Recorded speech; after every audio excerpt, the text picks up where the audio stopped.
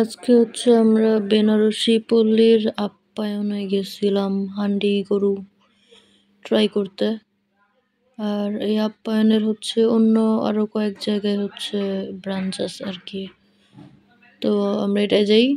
আর মেনুতে হচ্ছে দেখি ওই যেগুলা ফেসবুকে বেশিরভাগ দেখা যায় ওইগুলো সব রাতের আইটেমে, এই রাইস আইটেম, এই এক্সট্রা জিনিস, তারপর হচ্ছে ওই সেট মেনু স্টাইলের এগুলো সব রাতের আইটেমে। তো দুপুরে হচ্ছে আমাদের জন্য চয়েস কম ছিল, তো হান্ডি গরু নিছি 240, প্লেন ভাত আর হচ্ছে ডাল নিছি।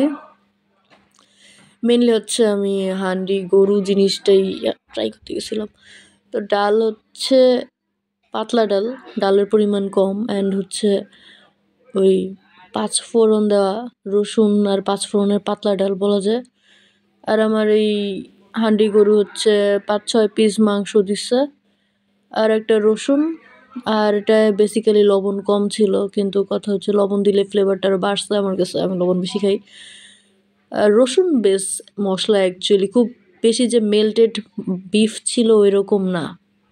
এই তো।